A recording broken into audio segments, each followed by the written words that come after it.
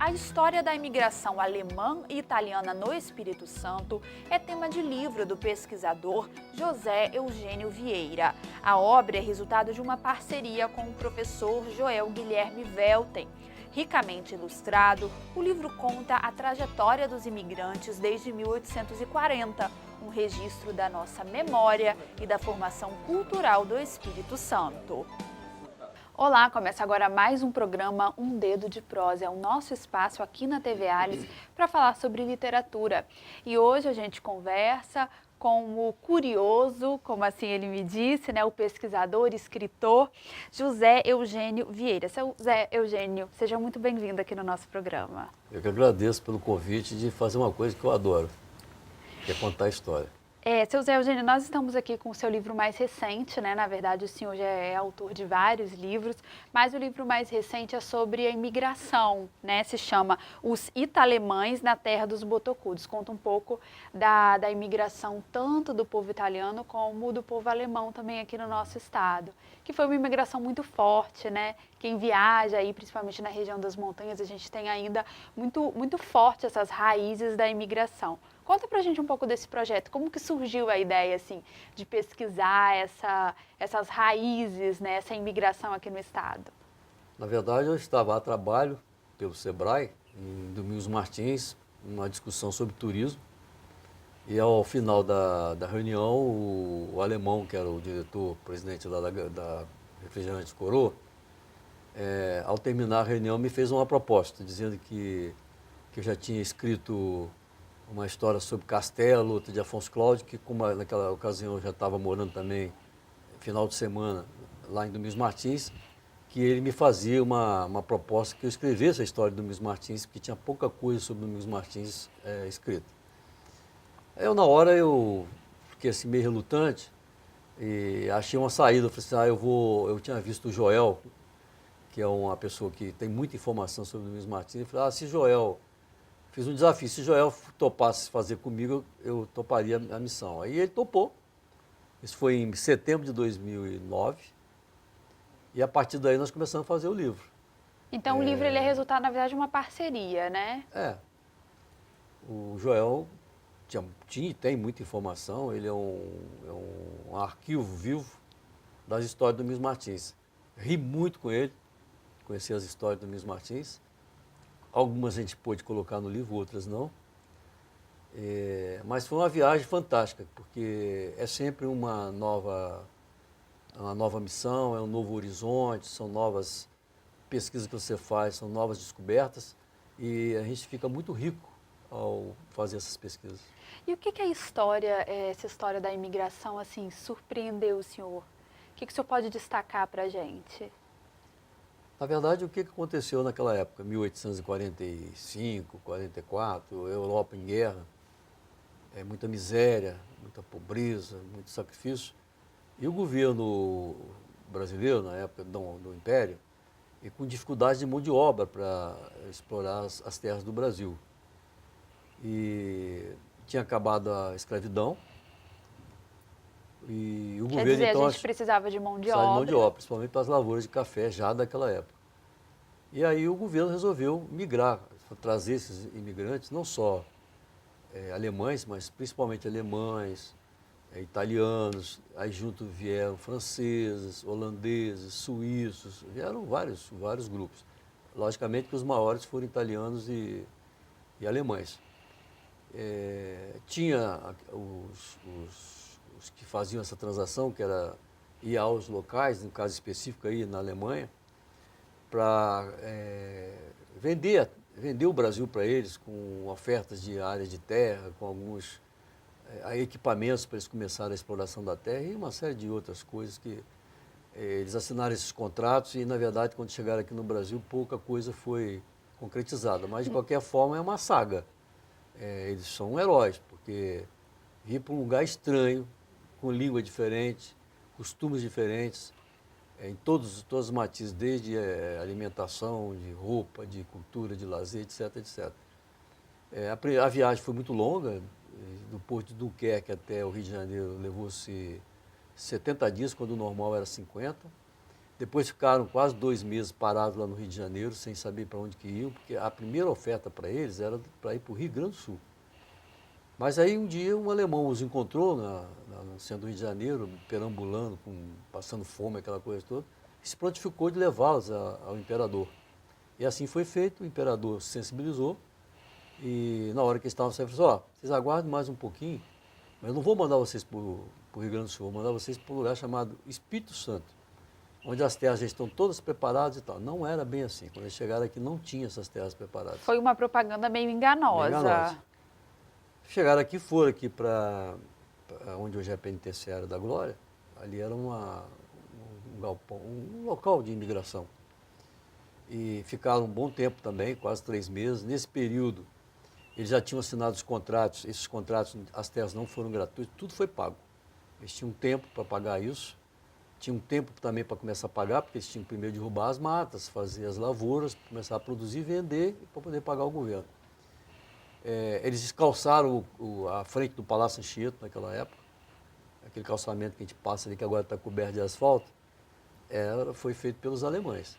Depois, quando foi dado ordem para eles, para os seus lotes, eles foram para Biriricas, os homens foram a pé, o Rio Marinha era navegável naquela época, não é aquela sujeira de hoje, né?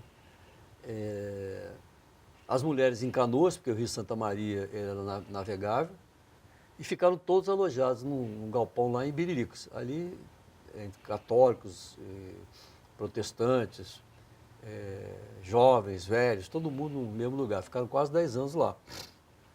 Quando resolveram, então, se deslocar para Santa Isabel, ali ficaram os católicos, e lá para o Campinho foram os alemães. Por que Campinho?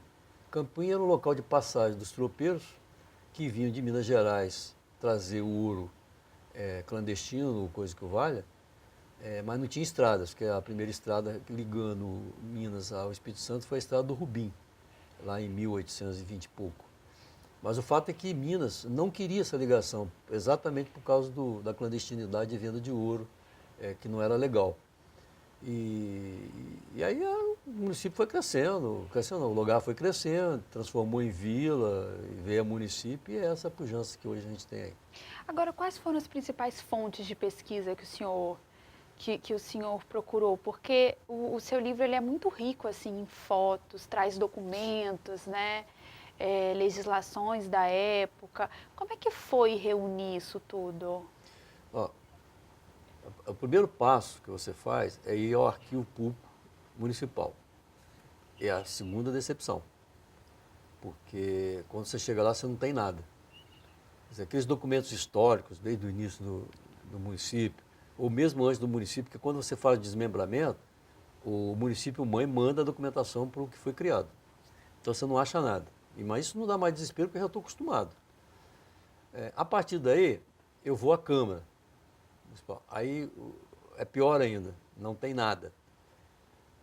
Aí eu entro no arquivo público estadual, aí vou às bibliotecas da UFES, a Biblioteca Estadual, ali na Praia do Suá, Academia de Letras, Instituto Histórico, e vai embora. Aí o senhor foi encontrando alguma E, documentação. obviamente, que ajudou muito o Joel, porque Joel ia armazenando esses dados. Quando eles fizeram a Casa da Cultura lá em Domingos Martins, eles juntaram muita coisa. Tem muitos documentos históricos que estão lá hoje na Casa da Cultura, você chega lá, estão os originais. Muita foto. Isso foi ajudando a elaboração do trabalho. Mas eu estava conversando com você aqui informalmente, o perigo de você resgatar a história são aquelas que não têm documento comprovando a história, porque... As conversas, eu conto uma história para você, você repassa essa história de um jeito, o outro vai repassando, enfim, você vai mutilando a história. Eu conto até um caso curioso, que já no Sebrae, eu fui a Limoeiro, onde tem a Gruta do Limoeiro, e o Estado tinha feito um convênio com a Prefeitura para recuperar aquilo lá. Hoje vale a pena quem não conhece ir lá visitar. Tem um Museu do Índio, tem uma série de coisas lá que conta aquela história ali. E é muito legal lá. Numa dessas minhas visitas lá, tinha um casebre onde eles vendiam produtos caseiros deles, e uma senhora falou assim, o senhor escreveu um livro sobre a sua família. Eu falei, escrevi, eu estou nesse livro. Ela falou, legal, fui lá, peguei, eu tinha uma cópia, tinha alguns exemplares no carro, trouxe, eu achei. Autografei para ela e entreguei. Aí conversa vai, conversa vem e tal. Eu falei assim, vem cá, e quem ensinou a história para vocês aqui? Aqui foi o professor Perota. O professor Perota é o maior especialista que tem nessa área na universidade. Aí eu falei, o que ele falou para a senhora? É tudo mentira dele. Quem sabe da história sou eu. Aí eu contei uma história errada, né? Ela ficou espantada, falou, não, estou brincando com a senhora. Quem sabe é o professor Perota, ele é especialista nesse troço todinho aqui. Mas, tá vendo aquele casarão lá? Pois é, eu sei a história daquele casarão. Morreu uma senhora ali, estava todo mundo velando o corpo dela, e aí, de repente, na hora que ia sair o velório, ela levantou do caixão, espalhou o nego para tudo quanto é lado. Aí, ela, como é que é a mentira, ela prospera. Tinha um cidadão de cócoras lá na porta, fumando charuto, esses cigarros de palha. Aí ele falou assim, essa história dele é verdade, a minha mãe conta que a mãe dela contou. Eu falei, meu Deus do céu, falei uma mentira, achei um cara que eu não conhecia, confirmou a minha mentira, e depois vou ter que desmentir isso, né? Passada uma semana eu voltei lá. Pelo amor de Deus. Se ela paga aquela história toda, eu invencionista na minha cabeça. Falei, agora tem mais jeito. Porque eu já comecei a contar para os outros. Aí a história se espalhou. Então Mas você vê como é que é perigoso. É, exatamente, isso que eu ia te falar. Quando o senhor foi buscar esses relatos, né? Porque o senhor conversou com muita gente também para Sim. pegar, né, informações. Como fazer, como distinguir isso que talvez não é mentira, mas talvez foi passando já para tanta gente que não é tão verdade, né? Que deu uma aumentada no meio do caminho. É difícil para o pesquisador, né? Para o autor fazer esse discernimento. Gabriel, você conhece pelo olhar da pessoa quando ela está mentindo, né?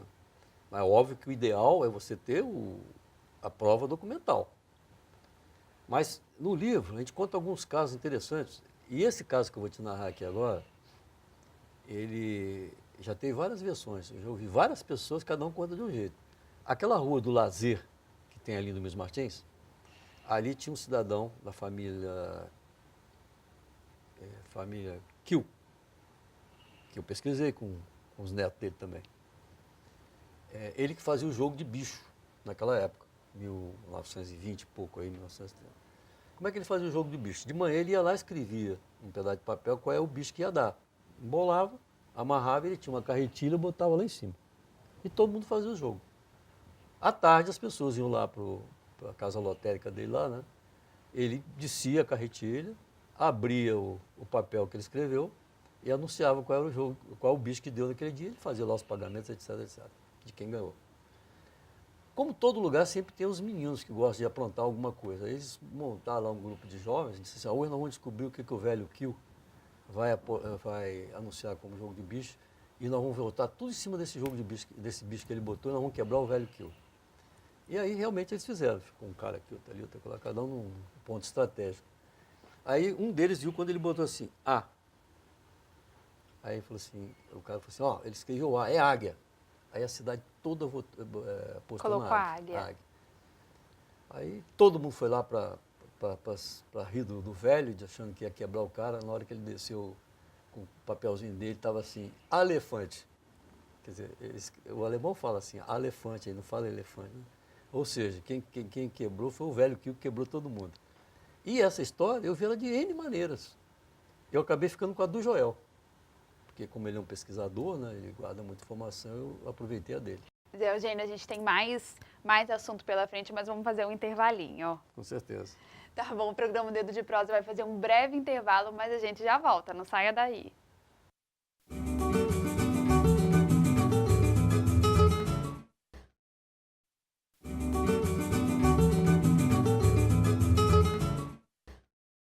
Estamos de volta com o segundo bloco do programa Dedo de Prosa. Hoje a gente conversa com o pesquisador e escritor Zé Eugênio Vieira. Ele é autor do livro Os Ita-Alemães na Terra dos Botocudos, que conta um pouco da história da imigração italiana e também da imigração alemã aqui no estado. A gente já falou bastante sobre o livro, né, sobre suas fontes de pesquisa, suas decepções com a falta, às vezes, de alguma documentação, né? Mas eu fiquei curiosa, a gente conversou um pouquinho sobre isso nos nossos bastidores, que o senhor disse que a família do senhor também, né, é uma família que vem da imigração. O senhor, inclusive, escreveu um livro sobre a família. De alguma forma, na hora de escrever, né, esse livro, teve alguma motivação pessoal? Não, especificamente com relação aos Ita-Alemães na Terra dos Botocudos, não. Como eu contei, foi uma ocasião. fizeram uma proposta e eu acabei aceitando.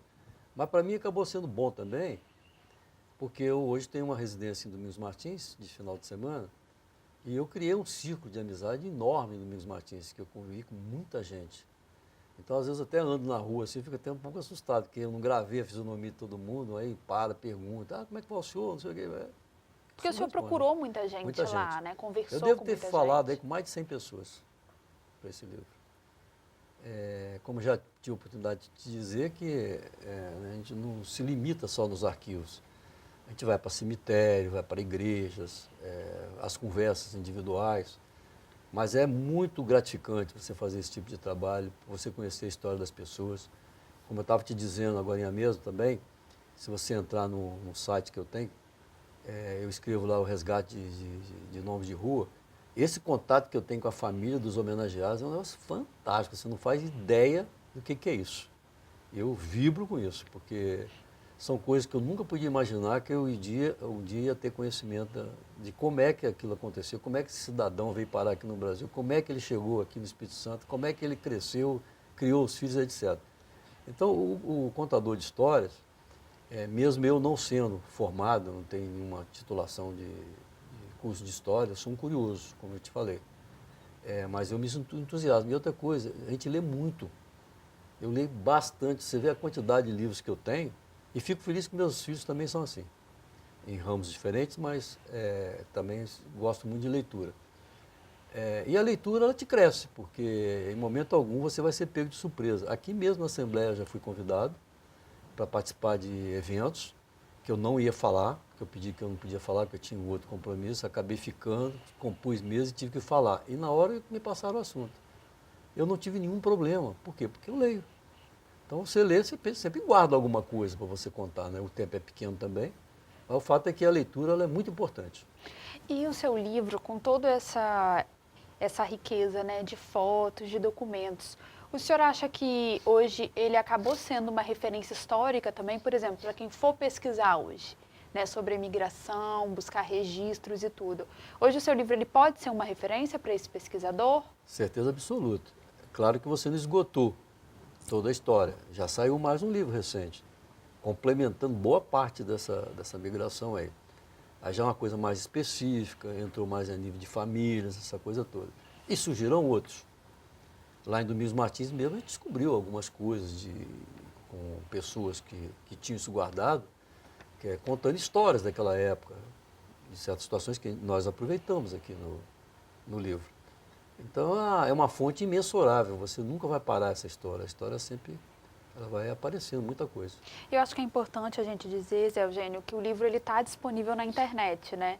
Está, o conteúdo está totalmente disponível na internet.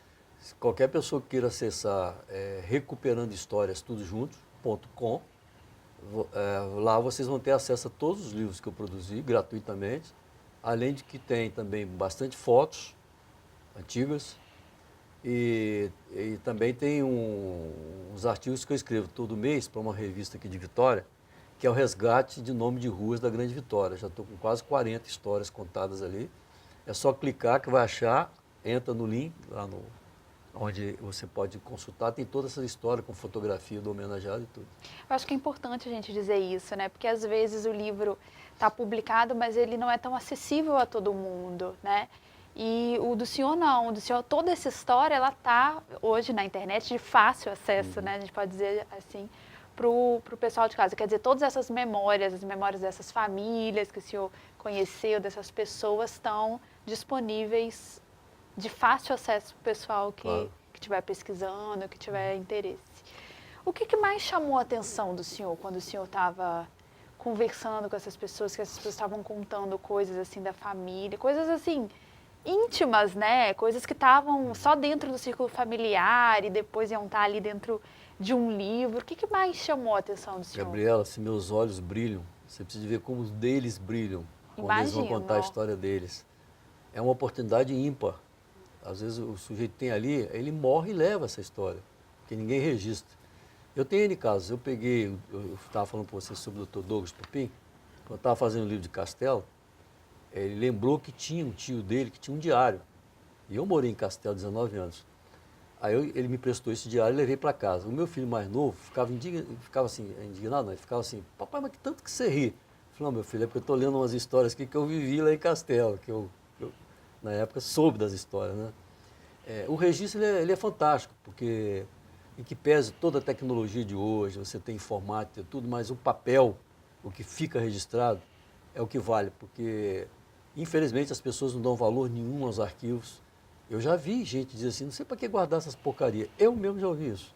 Zé Eugênio gosta de guardar porcaria. Não sabe a riqueza que é isso. Por que tem muito turismo na Europa, na América? Aqui no próprio Brasil você vai a Salvador, ou outros estados aí que são mais ligados ao turismo, eles têm história. Qualquer lugar que você chegar lá para você visitar uma igreja, tem alguém que vai te contar a história daquela igreja. Então é isso que faz também a atração para o turista. O turista gosta disso, né? E Domingos Martins ganhou esse livro. Já tinha um publicado lá há uns 20 e poucos anos, mas era uma história bem fininha, sem muitas informações. E esse não. Ele é um livro bastante robusto, nos demandou muitas pesquisas. Você estava perguntando as pesquisas. Além de você ir para o arquivo público, o que nós fazemos quando a gente vai lá para o arquivo público? A gente pega todos aqueles relatórios de governo de 100 anos, ano por ano, um por um. Aí você lê aquilo tudo, vai tirando trechos que te interessam para complementar a sua história. Dá trabalho, mas é um trabalho super gratificante. E aí alguém pergunta assim, mas que hora que você faz isso? Eu faço qualquer hora. Eu já levanto, se eu lembrar de alguma coisa, eu vou escrever. Lá em Domingos Martins eu utilizo muito tempo da manhã, porque eu acordo cedo. Aí normalmente 6h30 eu já estou lá na mesa do café com meus livros, meus papéis.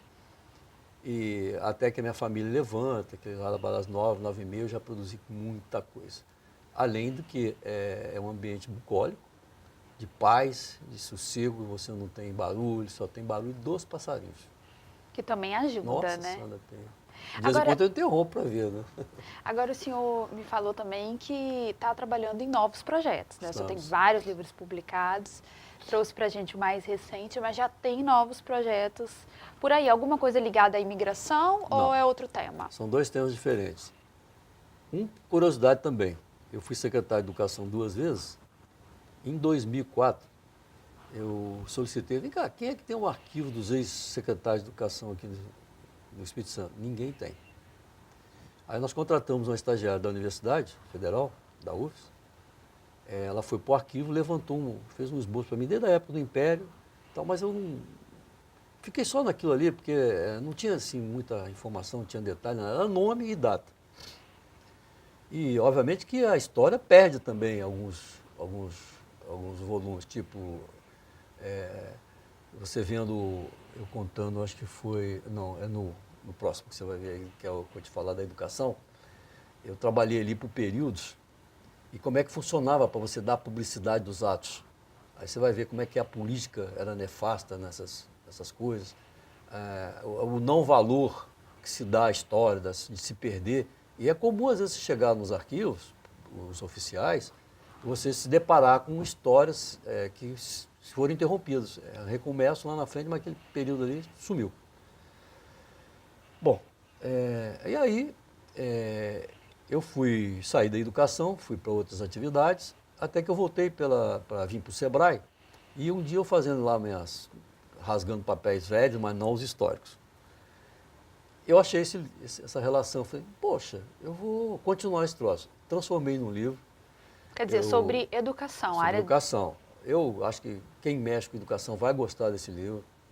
Eu pego por período também, vou fazendo uma análise do que aconteceu com a legislação, as modificações estruturais, enfim, vai embora. E depois eu faço uma biografia de cada um desses secretários, desde 1849. Alguns, de 1849 até 1890, eu tive muita dificuldade de fotos. Mas eu consegui as nomeações, as exonerações. Ficou um livro legal, à beça. E vou contando a história até o dia de hoje, fazendo tabelas, invento um monte de coisa. Bom, paralelo a isso, logo depois que eu fui para o Sebrae, um colega lá me perguntou se eu tinha informações dos ex-presidentes da República do Brasil. assim, eu tenho, coincidentemente, eu tenho um livro até autografado pelo autor. Um livro dessa grossura, assim. Mas o que você quer? Eu queria o nome dos presidentes, o período que eles tiveram no exercício da presidência, de que morreram. Aí eu fiz. Olhei, puxa vida, tá aí. Mais um viés para pesquisar. Projeto. Esse livro está fantástico, porque além de eu resgatar isso tudo, eu faço uma análise política de governo por governo, e aí inserimos mais um item, mais um capítulo, que foi resgatar a história dos ex-senadores do Espírito Santo desde 1828. A maioria também com fotos, com a biografia. Eu acho que quem gosta de política vai gostar desse livro. José Eugênio, o nosso programa está acabando. Quero agradecer muito a presença do senhor. Nosso bate-papo foi ótimo. Já deixo as portas abertas para que o senhor retorne com as suas novidades. E agradeço muito as conversas, as histórias que o senhor trouxe para a gente, essa experiência toda. Muito obrigada. Eu que agradeço e, mais uma vez, eu quero chamar a atenção aqui. Quem tiver interesse de ler essas histórias, entre no site recuperandohistórias.com. Obrigada.